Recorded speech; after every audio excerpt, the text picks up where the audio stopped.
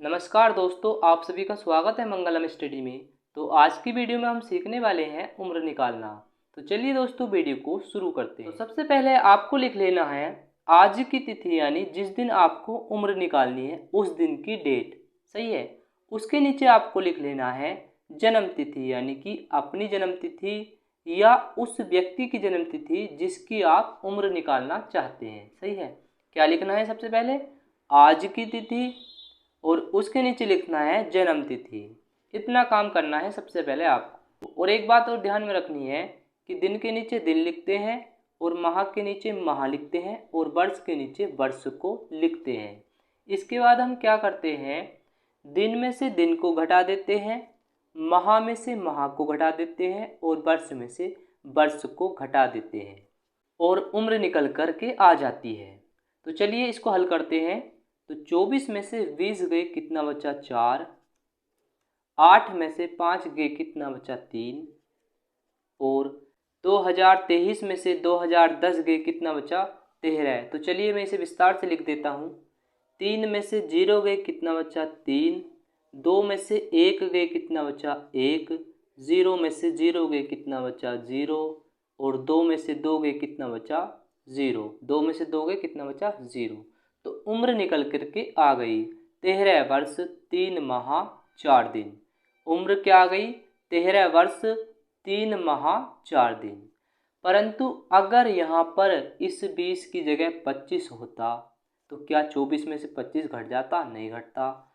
और अगर इस 5 की जगह 9 होता या 10 होता तो क्या 8 में से 10 या 9 घट जाता? नहीं घटता। तो चलिए उस तरह के क्वेश्चन को भी हल करते हैं। तो मैंने यहाँ पर किसी व्यक्ति की जन्म तिथि लिख दी 25/2010। तो क्या 24 में से 25 घट जाएगा? नहीं घटेगा। क्या 8 में से 10 घट जाएगा? ये भी नहीं घटेगा। तो हम क्या करते हैं, इस दिन में एक पूरा का पूरा माह हासिल ले लेते हैं। क्या ले लेते हैं? हासिल ले लेते हैं। तो एक माह कितने दिन का होता है? 30 दिन का होता है, 31 का होता है, 28 का होता है और 29 का भी होता है। सही है। तो हमें पता कैसे चलेगा कि भैया कौन सा लेना है, 30 लेना है या 31 या 28 या 29? तो इसके लिए हम क्या देखते हैं, यहाँ पर देखते हैं कि यहाँ पर क्या लिखा है। देखो यहाँ पर लिखा है 8। तो 8 का मतलब क्या होता है? अगस्त का महीना। सही है। यहाँ पर लिखा होता 9, तो 9 का मतलब क्या होता? सितंबर का महीना। तो यहाँ पर लिखा है 8। 8 का मतलब अगस्त का महीना। तो अगस्त कितने दिन का होता है? 31 दिन का। तो 24 में ऐड हो जाएगा 31। तो ये कितना हो जाएगा? 4 और 1 5, 3 और 2 5, 55 हो जाएगा। तो इस 55 में से ये 25 घट जाएगा। यहाँ पर 24 की जगह अब क्या हो चुका है? 55 हो चुका है। तो इस 55 में से 25 को घटा देते हैं। तो कितना बचा? ये बचा 30। 5 में से 5 गए 0, 5 में से 2 गए 3। तो यहाँ पर 55 में से 25 गए, कितना बचा? 30। और यहाँ पर कितना हो गया? अब यहाँ पर हो गया 7। तो 7 में से 10 तो भाई जा नहीं सकते।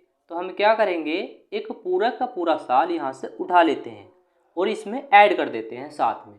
तो एक साल कितने माह का होता है? 12 माह का। और 7 यहाँ पर ऑलरेडी पहले से है, तो 12 और 7 कितना हो जाएगा? ये 7 पहले से है, 7 पहले से है और 12 और ऐड हो जाएगा, ये कितना हो जाएगा? 19 हो जाएगा। 19 माह। तो इस 19 में से 10 को घटा देते हैं। 19 में से 10 गए, कितना बचा? 9। और इस 9 को यहाँ पर लिख देते हैं। 9 को हम यहाँ पर लिख देते हैं। सही है। अब साल में से साल को घटाना है। दिन में से दिन को घटा लिया, 30 आ गया। माह में से माह को घटा लिया, 9 आ गया। अब वर्ष में से वर्ष को घटाएंगे। यहाँ पर कितना था? 2023 पर एक साल इसमें को हाथ से ले लिया। यहाँ पर बचा 2022। 2022 में से 2010 गए, कितना बचा? 12। कितना बचा? 12। चलिए विस्तार से हल कर लेते हैं। यहाँ पर बचा 2। 2 में से 0 गए, कितना बचा? 2। और यहाँ पर बचा 2। 2 में से 1 गया, 1 बचा। 0 में से 0 गए, 0। 2 में से 2 गया, कितना बचा? 0। तो ये उम्र निकल कर के आ गई 12 वर्ष 9 माह 30 दिन। कितनी आ गई? 12 वर्ष 9 माह 30 दिन।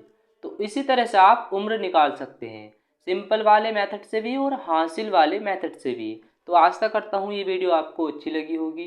तो अगर वीडियो आपको अच्छी लगी हो तो चैनल को सब्सक्राइब और वीडियो को लाइक अवश्य करें। हम मिलते हैं अपनी अगली वीडियो में, तब तक के लिए जय हिंद।